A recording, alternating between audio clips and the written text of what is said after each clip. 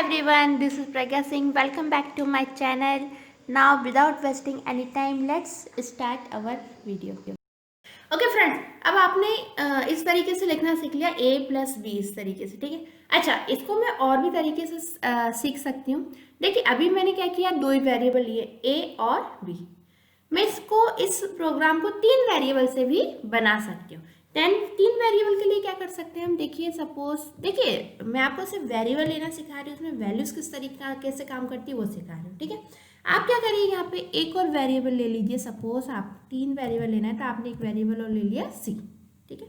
अब same programme को आप कैसे कर सकते हो, प्रोग्राम जो होता है, देखिए बेसिकली जो प्रोग्राम इसमें लॉजिक होते हैं, आप कैसा लॉजिक डेवलप कर रहे हो, ठीक है। इस ये प्रोग्राम पूरा के पूरा है आपके खुद के लॉजिक के ऊपर कि आप किस तरीके से अपने लॉजिक को डेवलप करते हो, किस तरीके से अपना लॉजिक इस प्रोग्राम में अप्लाई करते हो।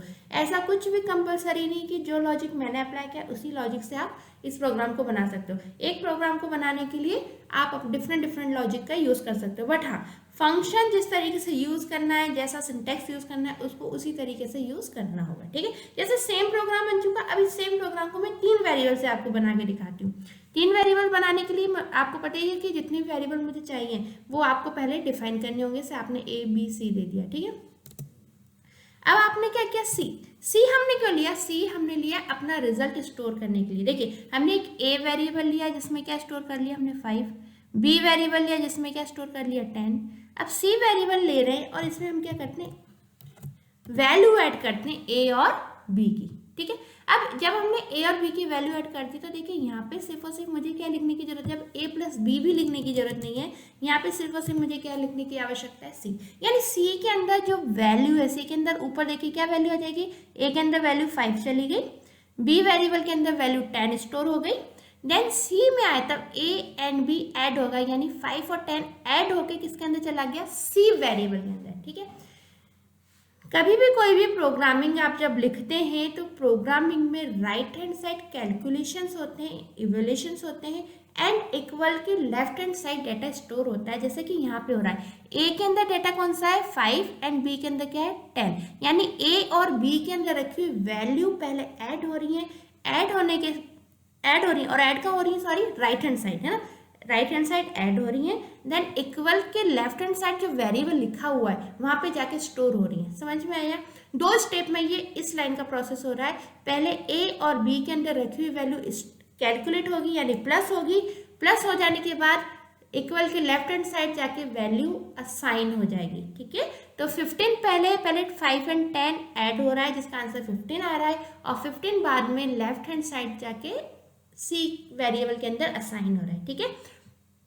आपने सिंपल से यहाँ पे क्या किया, आपको आप देखिए यहाँ पे क्या प्रिंट होगा, सम ऑफ ए देखिए डबल इन्वर्टेड कोट्स में नहीं लिखा हुआ है, बिल्कुल ध्यान से मेरी लाइन देखिएगा। सम ऑफ ए जो है यहाँ तक डबल इन्वर्टेड कोट्स है, मैंने ए के बाद डबल कोट्स को बंद किया हुआ है, ठीक है। देन कॉमा से सेपरेट किया ए के अंदर क्या वैल्यू लिखी हुई है 5, तो क्या प्रिंट हो जाएगा 5। Then plus double inverted quotes में लिखा हुआ है तो प्लस डबल इन्वर्टेड कोट्स में ऐसा कैसा प्रिंट हो जाएगा। देन कॉमा से मैंने सेपरेट किया और फिर देखिए क्या लिखा हुआ है, यहाँ पे बी लिखा हुआ है, ठीक है। तो उसके बाद क्या लिखा हुआ है, मैंने बी लिखा हुआ है, ठीक है। तो बी मैंने डबल इन्वर्टेड कोट्स में नहीं लिखा तो बी की वैल्यू प्रिंट हुई है, देन कॉमा से सेपरेट किया, देन इज मैंने डबल इन्वर्टेड कोट्स में लिखा तो इज एडिस प्रिंट होगा, और उसके बाद क्या प्रिंट होगा, सी के अंदर रखी हुई वैल्यू, सी प्रिंट नहीं होगा, सी के अंदर रखी हुई वैल्यू, सी के अंदर क्या वैल्यू स्टोर हो चुकी है, सी के अंदर स्टोर हो चुका है 15। तो देखिए मेरे आंसर में कोई भी फर्क नहीं पड़ा, ठीक है। मैं इसको चेंज करके देख लेती हूँ। सपोज मैंने यहाँ पे 19 कर दिया और सेव कर दिया अपना डेटा, और यहाँ पे कैलकुलेट करती हूँ 24।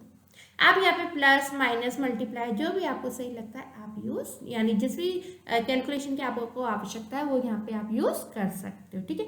और यदि मैं अकेला सिंपल और सिंपल इतना ना लिखती हूँ, सिर्फ और सिर्फ यहाँ पे लिखती सी, तो क्या प्रिंट होता, सी के अंदर स्टोर की हुई वैल्यू, सी के अंदर अब कौन सी वैल्यू स्टोर है, 19 प्लस 5 कितना होता है 24 स्टोरेज सी के अंदर, ठीक है। तो मैं आपको बता देती हूँ, कंट्रोल एस की सहायता से हमने सेव किया डाटा, देन रिफ्रेश किया तो देखिए सिर्फ और सिर्फ क्या दिखा रहा है 24, यानी सी के अंदर लिखी हुई वैल्यू सिर्फ और सिर्फ प्रिंट हो रही है मेरे को, ठीक है। तो आपको समझ में आया कि आप वेरिएबल ले सकते हैं। अच्छा, वेरिएबल कंटेनर है, वेरिएबल नाम से समझ में आ रहा है जिनके अंदर जिस लोकेशन के अंदर रखी हुई वैल्यू बार बार बदलती रहे, वेरी का अर्थ हिंदी में क्या होता है, बदलना, ठीक है।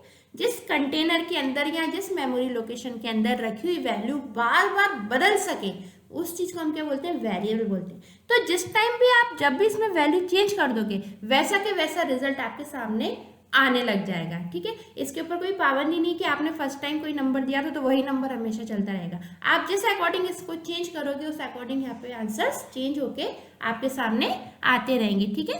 तो जैसे सपोज 5 था, तो ए के अंदर पहले वैल्यू कितनी स्टोर थी, 5, और वेरिएबल है यानी इसके अंदर रखी हुई वैल्यू चेंज होगी, तो पहले 5 रखी है। अब सपोज मैंने इसके अंदर रखी हुई वैल्यू 10 कर दी, तो 5 को हट के इसके अंदर वैल्यू कौन सी स्टोर हो गई, 10, ठीक है। यानी वैल्यू इसके अंदर क्या हो गई, चेंज होगी, वेरी हो गई, ओके।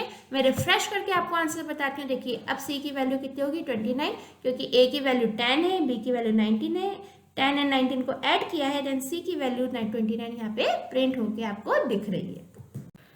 ओके फ्रेंड्स, तो आपने वेरिएबल के थ्रू हम किस तरीके से अपने डेटा को रिप्रेजेंट कर सकते हैं वो आपने देख लिया है, ठीक है। अब और भी तरीके बताती हूँ आपको वेरिएबल तैयार करने के। देखिए आपने यहाँ पे क्या लिखा था, आपने पहले बताया उसको कि VAR ABC का बेसिकली मतलब क्या, VAR ABC का ये मतलब है कि हमने अपनी जावास्क्रिप्ट को ये बताया है कि हमें 3 वेरिएबल की आवश्यकता है, यानी हम एक ऐसा प्रोग्राम बनाने जा रहे हैं इसमें हमें 3 वेरिएबल की आवश्यकता रहेगी। तो आप 3 मेमोरी लोकेशन बना दीजिए और जिसमें एक का नाम A दे दीजिए, B दे दीजिए और तीसरे का नाम C दे दीजिए। समझ में आया? यानी हमने VAR के थ्रू ये बताया कि हमें वेरिएबल की आवश्यकता है और हम जो प्रोग्राम बनाने जा रहे हैं उसमें कितने वेरिएबल की आवश्यकता है, 3 वेरिएबल की आवश्यकता है, जिनका नाम क्रमशः A रहेगा, दूसरे का नाम B रहेगा और तीसरे का नाम C रहेगा। तो जैसे ही आपने ये पहली लाइन लिखी वेरिएबल ABC, आपकी कंप्यूटर की मेमोरी में 3 मेमोरी लोकेशन बनके तैयार हो गए, राइट। फिर जैसे आपने लिखा A = 10, इसका मतलब ये हुआ कि 10 वैल्यू A वेरिएबल के अंदर, यानी जो मेमोरी लोकेशन A के नाम से बना हुआ है उसके अंदर 10 स्टोर हो गया। फिर लिखा हुआ है B = 19, इसका ये मतलब है 19 नंबर B मेमोरी लोकेशन के अंदर आके स्टोर हो गया। देन थर्ड पॉइंट आता है। थर्ड पॉइंट क्या बोल रहा है, थर्ड पॉइंट ये बोल रहा है कि आप A और B को जोड़ दो। मैं आपको पहले की वीडियो में ही बता चुकी हूँ, प्रोग्रामिंग लैंग्वेज में इवोल्यूशन राइट हैंड साइड होते हैं, यानी राइट हैंड साइड इवोल्यूशन होगा, देन इक्वल के लेफ्ट हैंड साइड आके डेटा स्टोर होगा, राइट। तो पहले क्या होगा, A + B होगा, यानी A के अंदर रखी हुई वैल्यू B के अंदर रखी हुई वैल्यू ऐड होगी। तो A के अंदर रखी हुई वैल्यू कौन सी, 10, और B के अंदर रखी हुई वैल्यू कौन सी, 19। तो 10 और 19 ऐड हुई, ऐड होके क्या आंसर आया, 29, और 29 C के अंदर जाके क्या हो गया, स्टोर हो गया, राइट। देखिए प्रोग्राम जो है वो आपका स्टेप बाय स्टेप चलता जा रहा है, जैसा आपने लिखा है वैसा वो आपको आउटपुट शो कर रहा है, जैसा आपने बोला इनपुट लेने को वैसा वो इनपुट लेता जा रहा है, ठीक है। ठीक है, सी के अंदर वैल्यू कितनी स्टोर होगी, 29। देन डॉक्यूमेंट डॉट राइट, हमने बोला कि जो भी वैल्यू सी के अंदर स्टोर हुई है उसको तुम क्या करा दो, प्रिंट करा दो। जावास्क्रिप्ट में कोई भी चीज़ आपको प्रिंट करवानी है तो आपको उसके लिए डॉक्यूमेंट डॉट राइट लिखना होगा, देन ब्रेसेस लगाने होंगे, ब्रेसेस के अंदर वो चीज़ आपको लिखनी होगी जो आप प्रिंट कराना चाहते हैं। जैसे आपने यहाँ पे सी लिखा तो वैल्यू किसकी आ गई, जो सी मेमोरी लोकेशन के अंदर स्टोर है उस वो वाली वैल्यू आ गई, यानी सी के अंदर क्या स्टोर है, 29। यदि आप सपोज यहाँ पे लिख देते A, तो गैस कीजिए क्या प्रिंट होता, यहाँ पे प्रिंट हो जाता A की, हो जाएगी अब A की वैल्यू। देखिए यहाँ पे रिफ्रेश कीजिए, A की वैल्यू प्रिंट होगी, राइट। तो जैसा आपने प्रोग्रामिंग बनाई है, आपको प्रोग्राम लिखते टाइम ध्यान रखना है अपने कंसेप्ट का, कि आप जो भी प्रिंट करवाना चाह रहे हो वो आपने कंसेप्ट सही अपने प्रोग्राम में यूज किया है या नहीं किया, ओके। ठीक है, अब मैं आपको और भी तरीके बताती हूँ जावास्क्रिप्ट में प्रोग्राम लिखने के। एक तरीका तो आपने देख लिया कि आपने वेरिएबल लिखा, सबसे पहली लाइन में मतलब आपने स्क्रिप्ट चालू कर दी, फिर आपने बताया वेरिएबल ABC, यानी 3 मेमोरी लोकेशन आपने बताए, 3 मेमोरी लोकेशन बन गए और उनके अंदर फिर आपने स्टेप बाय स्टेप डाटा को क्या करवा दिया, स्टोर करा दिया, राइट। अच्छा, यहाँ पे सबसे पहले A प्रिंट करवाया था, मैं यहाँ पे C प्रिंट करवा देती हूँ और एक बार और लिखना बता देती हूँ। डबल इन्वर्टेड कोट्स में लिखेंगे सम और इक्वल का साइन लगाएंगे, इक्वल कर देंगे, डबल कोट्स क्लोज कर देंगे, देन कॉमा लगा देंगे, तो आंसर क्या आ जाएगा, सम = और सी की वैल्यू, ठीक है। सबसे पहली चीज़ से देख लीजिए, सम इक्वल टू 29 आ गया, ठीक है। अब और भी तरीका सिखाती हूँ इस प्रोग्राम को लिखने का, ठीक है। आपने सबसे पहले लिखा वेरिएबल ABC। यदि आप ये लाइन नहीं लिखेंगे तब भी जावास्क्रिप्ट पे प्रोग्राम का कोई फर्क नहीं पड़ेगा। जावास्क्रिप्ट क्या करता है, डायरेक्ट जैसे ही आपने A=10 लिखा, जैसे सपोज ये लाइन तो आपने हटाई दी, हटाने के बाद जैसे ही आपने A=10 लिखा तो जैसे जैसे लाइनें आती जा रही ना, जावास्क्रिप्ट खुद ही मेमोरी लोकेशन ऑटोमेटिक उस नाम से बनाती जा रही है, ठीक है। देखिए जैसे A आया, A के अंदर आपने लिखा 10, तो फॉरन जैसे ही वो इस लाइन पे जावास्क्रिप्ट आता है, जावास्क्रिप्ट कहता है लाइन बाय लाइन चल रहा है, ठीक है। तो A नाम की मेमोरी लोकेशन बना दी, उसके अंदर 10 वैल्यू स्टोर कर दी, फिर तुरंत ही B नाम की वैल्यू बनी, उसके अंदर 19 स्टोर कर दी, तुरंत ही C नाम की एक वैल्यू बनाई जिसके अंदर A प्लस B की वैल्यू स्टोर कर दी। यानी आप पहले से वेरिएबल स्पेस ABC, यानी आप पहले से वेरिएबल डिक्लेयर नहीं करेंगे। आपने बेसिकली क्या लिख के आया था, आपने लिखा था ना VAR ABC, ये लाइन कहलाती है आपका वेरिएबल डिक्लेरेशन लाइन, ठीक है। यानी आपने डिक्लेयर कर दिया कि आपके प्रोग्राम में आपको 3 मेमोरी लोकेशन की आवश्यकता है, ठीक है। लेकिन अगर आप ये लाइन नहीं भी लिखते हैं तब भी आपका जावास्क्रिप्ट ऑटोमेटिक जैसे जैसे आपने लाइनें लिखी है वैसे वैसे मेमोरी लोकेशन बनाता चला जाएगा। जावास्क्रिप्ट आपका लाइन बाय लाइन चलता है, ओके। तो यदि आपने ये लाइन नहीं लिखी तो जावास्क्रिप्ट यानी स्क्रिप्ट के बाद वो समझ गया कि जावास्क्रिप्ट मुझे बनानी है, तो जैसे वो पहली लाइन पे आएगा फॉरन A की मेमोरी लोकेशन बनाएगा और 10 की वैल्यू स्टोर कर देगा। सेकेंड लाइन पे फॉरन B मेमोरी लोकेशन बनाएगा और 19 स्टोर कर देगा। यानी जरूरी नहीं आप वेरिएबल को डिक्लेयर करो, ठीक है। आप डायरेक्ट वेरिएबल ले सकते हो, वेरिएबल के अंदर वैल्यू को स्टोर करवा सकते हो, ठीक है। मैं फाइल पे जाके इसको सेव करती हूँ, सेव करके आपको आउटपुट शो करा देती हूँ। देखिए मेरे आउटपुट पे कोई भी फर्क नहीं आया है, राइट। मैं वैल्यू भी चेंज करके दिखा देती हूँ आपको। ये 10 था, इसको मैं सपोज 15 कर देती हूँ और अपनी फाइल को सेव करती हूँ और सेव करने के बाद आउटपुट देखती हूँ। देखिए आउटपुट चेंज हो गया था, ठीक है। तो वेरिएबल डिक्लेरेशन की आवश्यकता जावास्क्रिप्ट में नहीं होती, ये भी ऑप्शनल है, चाहो तो आप लिखो, चाहो तो आप नहीं लिखो।